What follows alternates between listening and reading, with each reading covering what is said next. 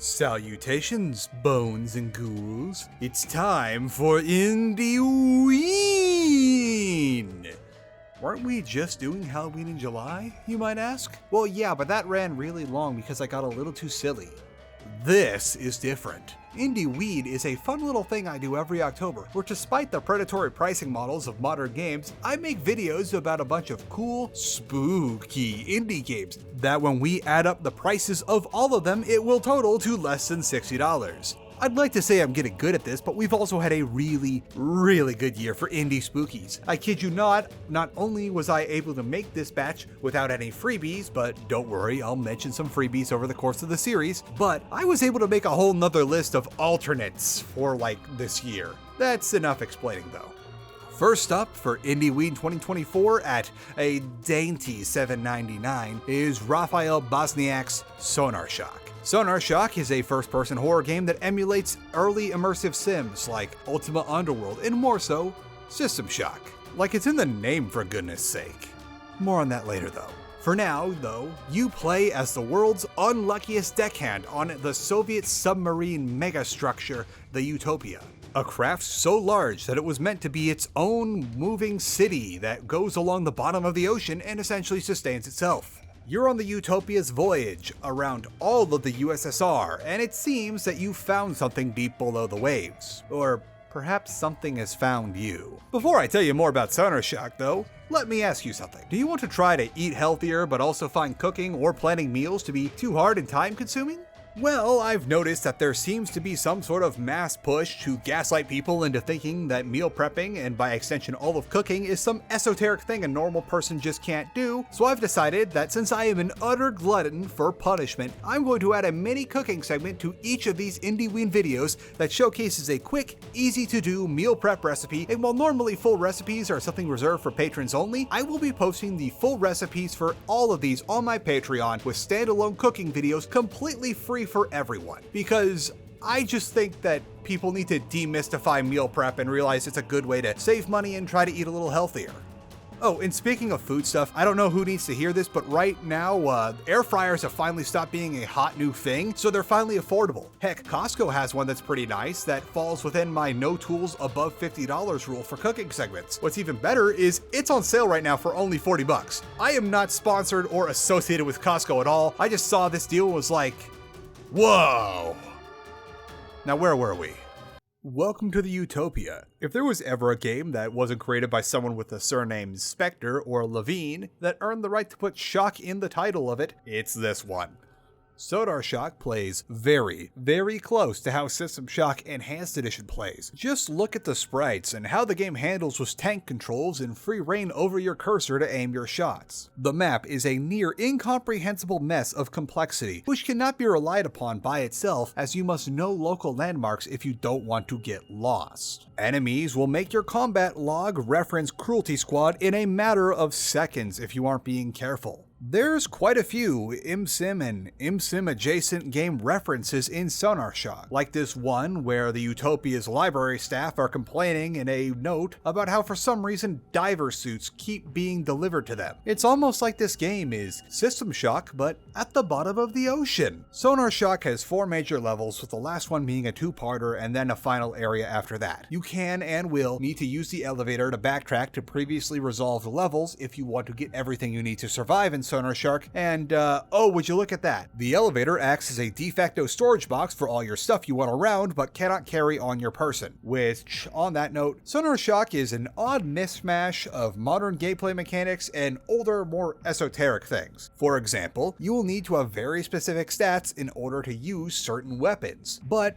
the game is also a strict adherent to the 2 guns only rule, and it's a 1 light weapon, 1 heavy weapon type deal for the 2 gun rule as well. The game uses a very strict save system akin to something of an older survival horror title, but also follows the you cannot kill NPCs even if you wanted to rule of modern RPGs, which I think might be for the better as, while you don't know if someone is a friendly NPC way off in the distance, it's really easy to mistake them for a cultist and waste a few rounds on them. Oh yeah, and there's also psi/magic adjacent abilities. Let's talk about building your character. Character creation and subsequent leveling is very important for not getting annihilated in later levels, and I particularly like how Sonar Shock does its character creation. Sonar Shock has you build your character not by dumping points into a stat sheet, but by choosing your character's backstory. Each trait you pick not only adds to your stat points or grants you an ability, but also generates a paragraph of your character's personal history. Once you pick all three, you've got yourself your own fleshed out character set in the world of the Utopia. I love this. Of all the old game mechanics I'd love to see brought back into gaming at large, building a character based off backstory traits instead of balancing numbers on a sheet is something I'd love to see for immersion's sake. Sure, it's essentially an obfuscation of dumping numbers and attributes into a sheet, but this is also a very nice way to get around min-maxers if you just give them a set amount of buffs they can choose to receive instead of a pool of points. Not all of these are straight up stat boosts, but also things like if you choose the medical history trait, you can see how much HP you have at any given time instead of needing to find the special healing item that tells you your current health pool, or how taking the religious perk lets you pray at crosses around the Utopia, which will fully restore your sanity, which is going to be very important for spellcasters that use sanity as a mana pool. Heck, I'd even be willing to take something like how VTMB did theirs, where you can take a quiz, or you could pick individual perks, but if you don't want that or just really are insistent on min-maxing, you can assign points to a character sheet. Just give me a little flavor, you know? And finally, for surviving, oh boy, this is certainly a situation. You go down in only a handful of hits, sometimes even 1 or 2 blasts from nastier enemies if you didn't put a lot of points into bulk. Health items and sanity restoring items are exceedingly rare, and there is very much a finite amount of munitions aboard this submarine juxtaposed against respawning enemies. And also, on top of some enemies that respawn, populated later on with tougher enemies when you're backtracking. We will, again, talk about that later. On top of the tool gun rule, your weapons must be manually loaded by dragging and dropping ammo onto the gun from the screen, and then also manually charging your weapon by interacting with the weapon's sprite. Some of these can be a bit fiddly, but with some practice you can consistently use stuff like the lever action rifle. Manually cycling through menus to use items leaves you vulnerable, and just because you aren't very accurate with your weapons doesn't mean that the still humanoid enemies aboard the Utopia aren't going to stop themselves from hit scanning you from way downtown. Now how about them spookies?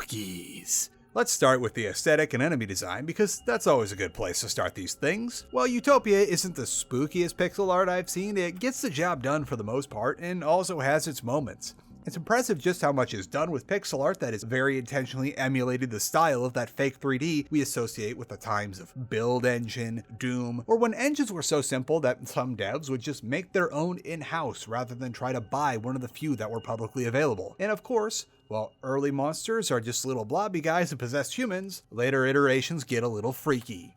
Oh yeah, so remember how I said there were psi abilities, and I think I mentioned that your mana pool is your literal sanity? Yeah, things get weird when that starts getting low. More monsters spawn. Weirder monsters spawn. And really weird stuff starts happening when you set too many people on fire and forget if chairs were supposed to go on the ceiling or not. A lot of stuff can happen, but my personal favorite is that if your sanity is at 0 for too long, your health readout's like, yeah, I'm done, man. You're on your own now. And just straight up walks off your UI. And while I don't know if this is a sanity mechanic or not, Sonar Shock likes to straight up mess with you. The one that actually got me was the first of several fake DMs that you can get, which actually had me opening my Steam social tab multiple times, trying to figure out what the hell was going on. Then the messages got weirder and I was like, oh, okay, I know what's up now. And that's not the only thing that gets weird with Sonar Shock as a game though. If you end up buying this one, it might be worthwhile to poke around in your save files.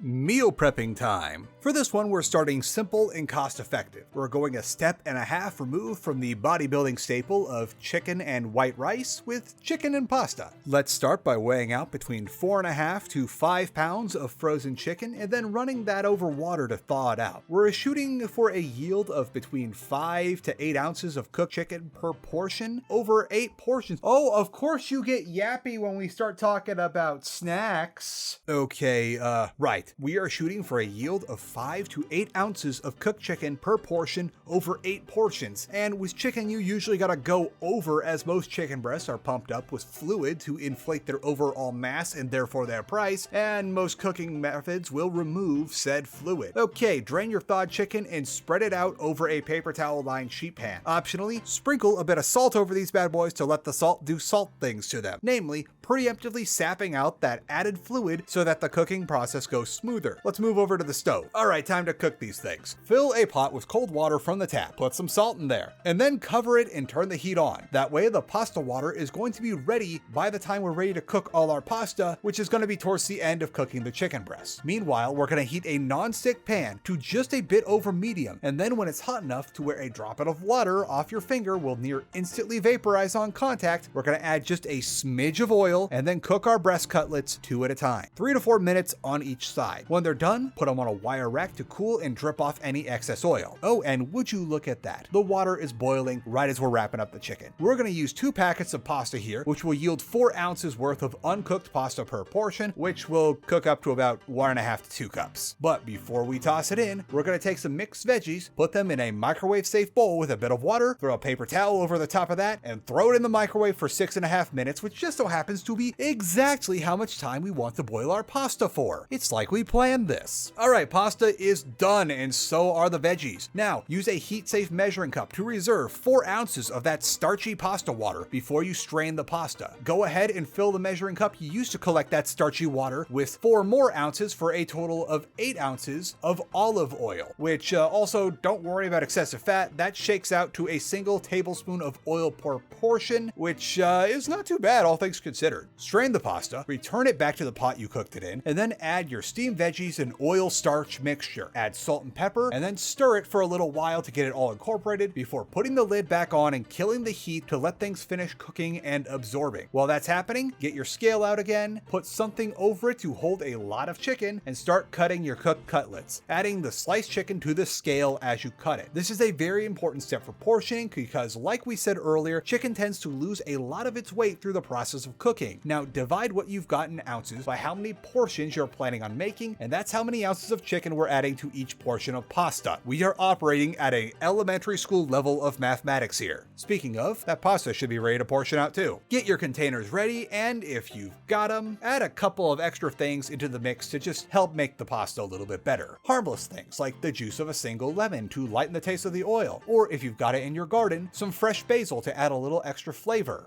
Don't buy basil, otherwise you're going to need to buy so much this would get pricey. Mix those add-ins, and then start by portioning 1 cup of pasta into each container, then moving down to half a cup for each, and so on until you're out of pasta before finally adding your chicken over the top at the predetermined amount. Put only what you're going to immediately consume in the next 48 hours inside of your fridge, then put the rest in the freezer. When you take out your last in-fridge portion, grab one from the freezer and put it in the fridge to give it a day to thaw so it's ready to eat tomorrow. Repeat this process until you are out of portions in the freezer, and by that time, it's time to make more. And there we have it. I'll throw some numbers on the screen, but honest to goodness, with how cheap chicken is, this can be pretty hard to make cost more than $2 a portion. And this takes less than an hour to cook. Heck, if you hustle, it might take you half an hour to cook. Now let's get back to Sonar Shock.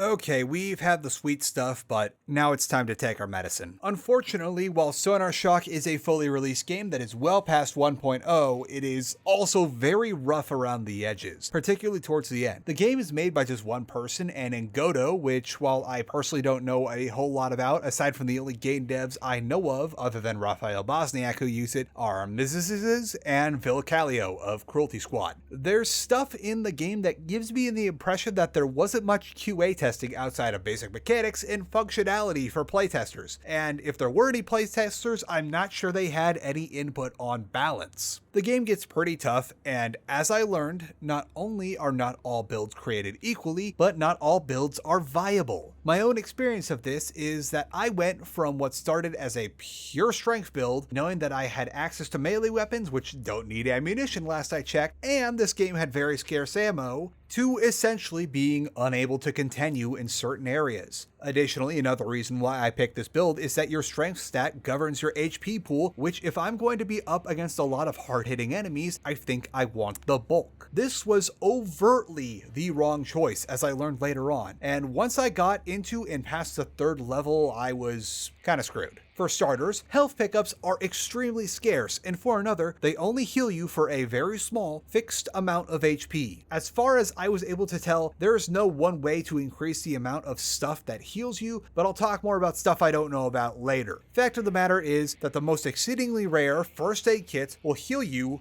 for 50 points. And when my health pool is 250, that's not very helpful. And when enemies can and will hit you for upwards of 30 damage a hit, or hit you several times really fast for like 15 to 20 damage, having a high HP pool is kinda useless because you're not able to fill that HP pool all the way up unless you are somehow playing a near hitless run in this hit scan hellscape. Oh, and about the other perk of strength, melee. Yeah, I don't know if this is meant to be a roll to hit or whatever, but I found that a lot of times my attacks were just not connecting in a straight up fight, and doing like the melee dance with enemies was effectively impossible. An important way that System Shock, which Sonar Shock overtly takes inspiration from, kept the game brutally hard at times but still doable was that even when things were getting tough in later levels, you always had the option to run back down to medical deck where there was a surgery bed waiting for you to completely top you off, and plenty of low-level enemies to farm some med kits and maybe some ammo off of. Running tail tucked to medical deck was always a safe option as it was usually cleared unless you were exceptionally sloppy in the early game. This is not the case in Sonar Shock.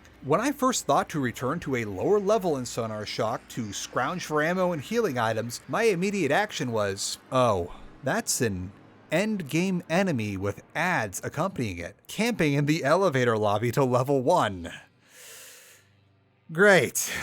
Insult to injury is that the merchant on level 1 only sells weapons. Weapons that are commonly found in the rest of the game. I don't need weapons. I need health kits and ammo. I guess that I'll just pound down all these bottles of booze which I found, which are used as currency since they grant a token health boost. Enemies and breakable crates can, keyword can, have ammo drops in them, but they are so rare that it is unreliable as a means to staying even modestly stocked up. My own experience with the game, it very much made me feel like there was a right way and a wrong way to build your character in Sonar Shock, and that not only had I picked the wrong way, but there was no means of course correcting whatsoever, which is very un-immersive sim if we're being honest here. Frankly, the whole, haha, we caught you trying to backtrack, so we're dumping a ton of late game enemies in a cleared area, is more boomer shooter energy than immersive sim. There is something to be said about how the last thing the budding indie ImSim scene needs is a bunch of people from the boomer shooter scene strong-arming their way in and foisting boomer shooter design tropes on immersive sims, and more so that just because a lot of boomer shooters and immersive sims share a certain visual aesthetic does not mean that they are or even should play remotely the same. But that's a conversation for another day that should be centered around something that's a little more overtly boomer shooter.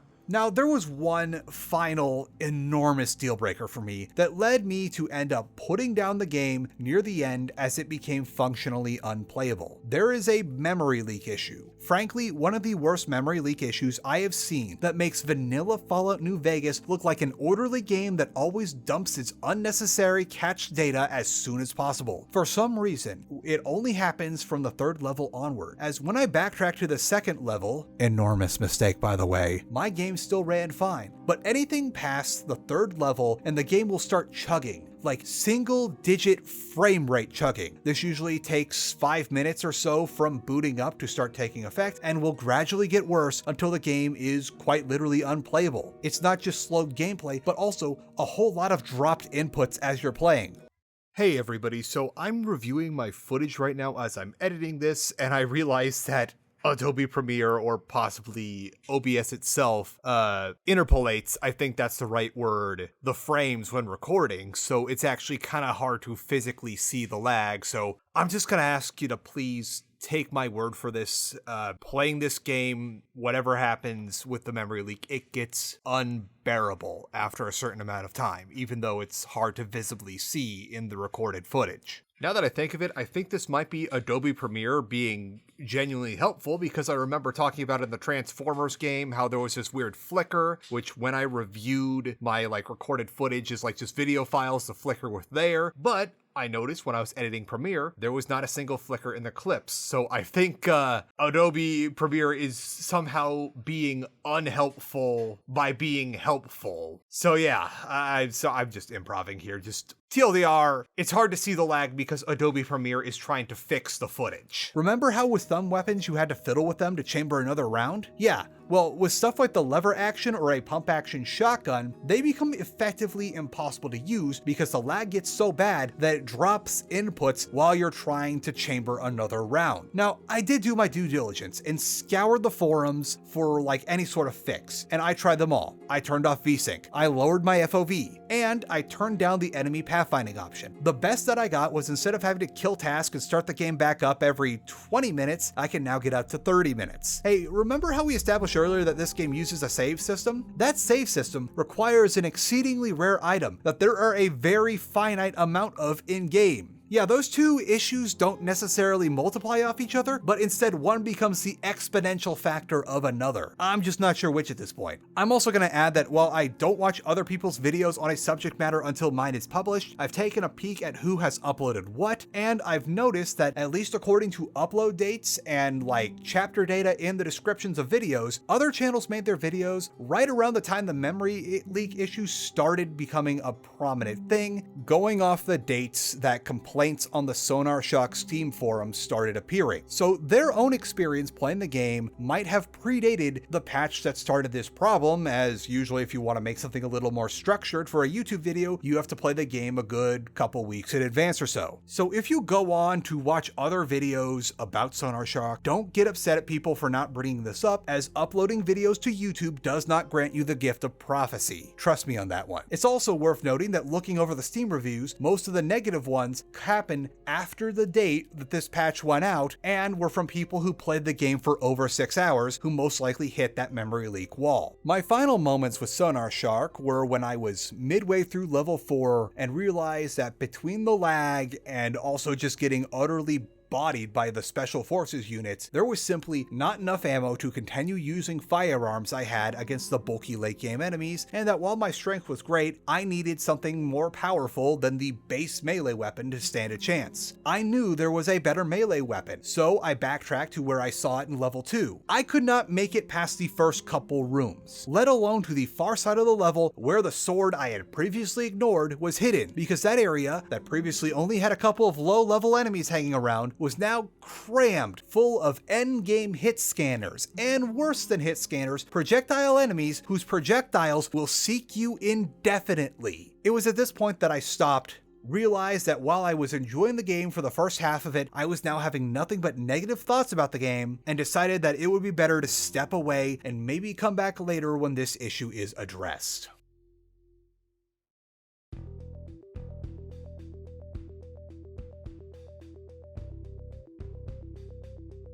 My final thoughts on Sonar Shock come paired with one suggestion for you, the viewer, and 3 for Mr. Bosniak if by chance he's watching. For you, the player, I would suggest only buying this if you're willing to put up with some pretty horrific jank in the late game that comes hot and fast once you get out of level 2, and that it might be better to wishlist Sonar Shock, follow its updates, and then only pull the trigger when you see that the memory leak issue has been resolved in the patch notes of an update. For Raphael, here are my 3 suggestions.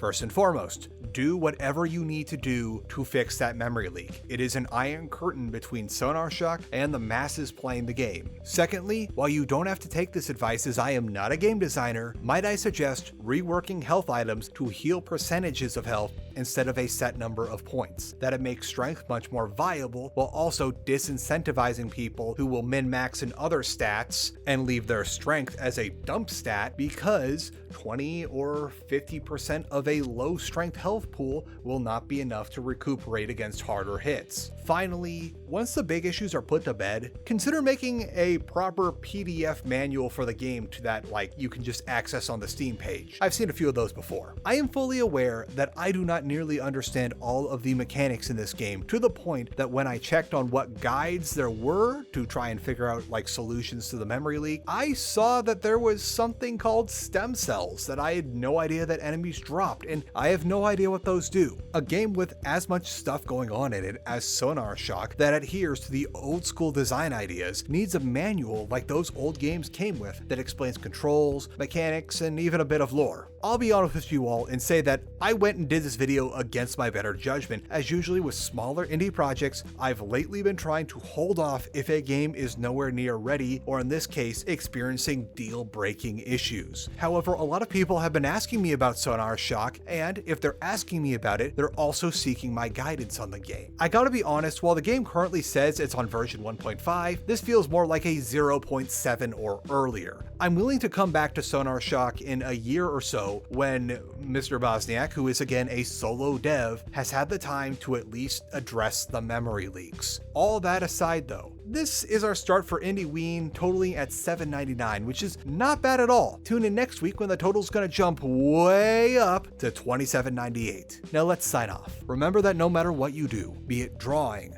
dancing, or perler beads, what you do should never be called content. It is art. Content is a word that in recent years has been twisted into meaning a way to take all your skills, passions, and dreams and reduce them into a gray slop meant for nothing more than making a line go up. Your art in no way deserves that. Art is sacred. Art is a reflection of its creator by the very act of its creation, and in no way do you deserve to be reduced into content. So get out there and fight against the contentification of everything by fighting for your art. You're worth it. Stay saucy, everyone. Oh, nothing. Saucy boy has been in a mood lately, so we're going to do something we've never done before. A treat. It is called a meat stick. I wonder how he'll like it. See that tail's waggling. We gotta get this open, which I'll need 2 hands for, and get him some treat. Why are you in there? Come on here. I have a thing you might like. Have a sniff. Oh, that was a surprise sniff. It's just for you. Not a daddy snack. Well, let's put it in your bowl. Maybe you don't realize it is a snack because we've never given him treats before. Oof. See? It is a snack.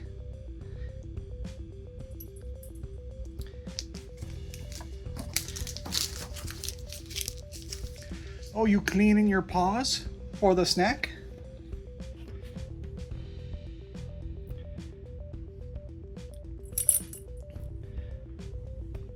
I guess he's just not used to things like this. He's interested in the wrapper, but now he left. Okay. I guess oh, you coming back for the treat? Oh, do you just not want to eat the treat while I'm around? We'll figure it out, folks. See if this boy is gonna treat Max or not.